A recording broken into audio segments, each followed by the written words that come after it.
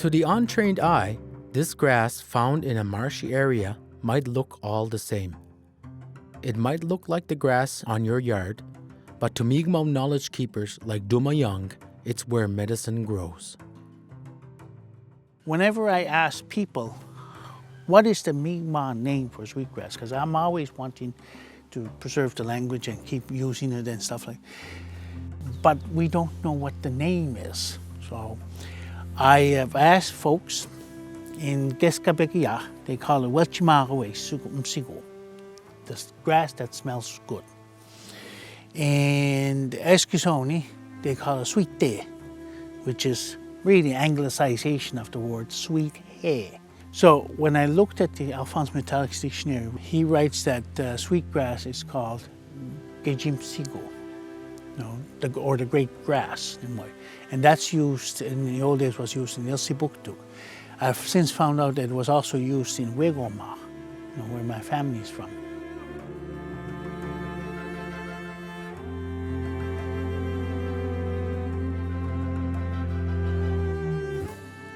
So we're going to be harvesting or taking plugs of sweetgrass or Gejimsigo.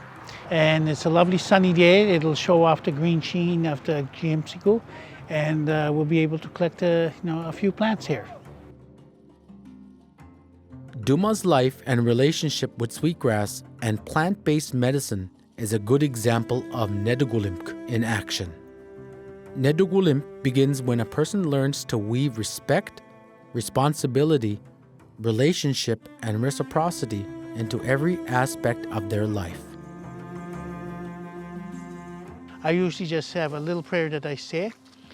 Jiniskam, walali kisku mi majuakan kisik ni muya, walali wala kubagotie. Kisku edamol ne wolot ne na wulchahot ne akwa wuli minikwad minen uja jimsugu minen akiglaman kiswe wasiklo nebil sukti squijno.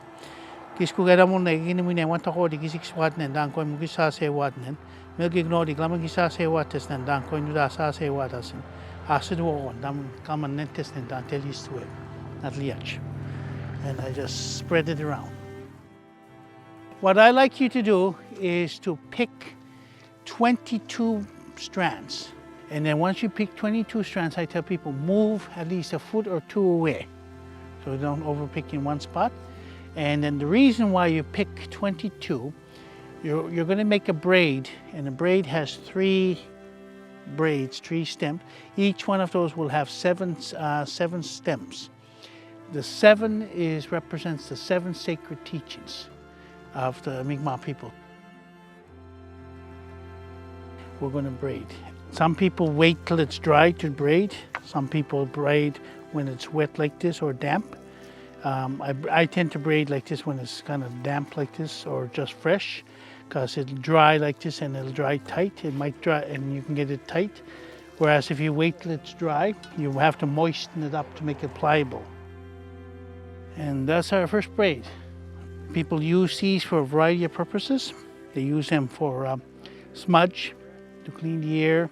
I use it for officiating at wedding ceremonies.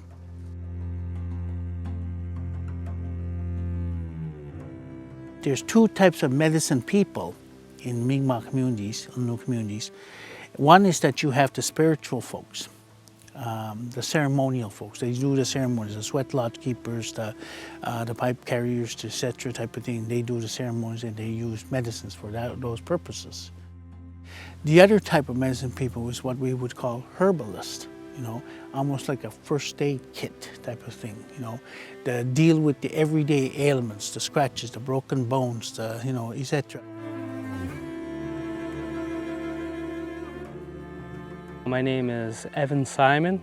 I'm a earth keeper with UINR. I feel like these tillers are going to be very beneficial to a lot of people, especially with the identification of this plant.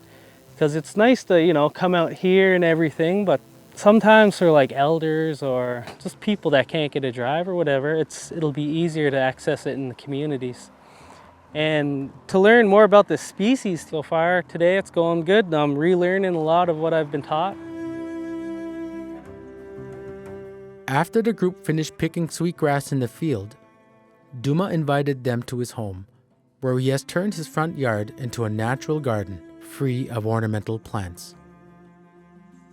I planted this year, and I got about 12 plugs, which you got called tillings, plugs, call it plugs, right? Now, I just gathered some plugs and I plopped them down here, and it grew. So I'm hoping to get maybe today, maybe 2 or 3 more plugs to fill in that space.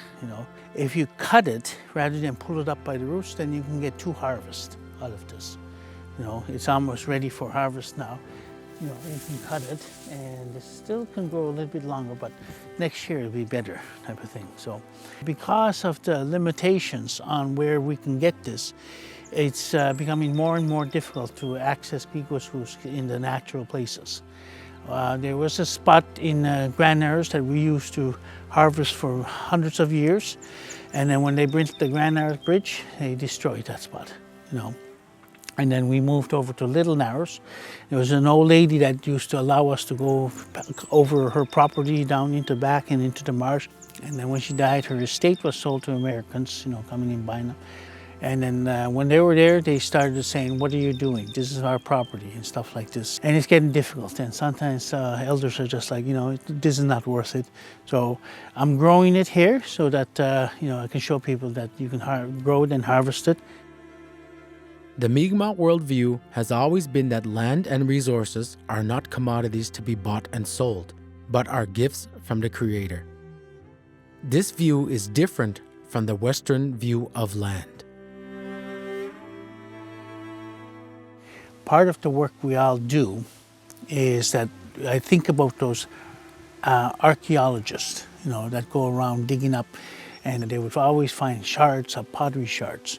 But they won't find the whole pot. They'll always find a couple shards, and then they will imagine what the pot will look like, based on these shards. In some ways, that's what our indigenous knowledge is all about. We have shards left, and we're trying to fill it in, type of thing.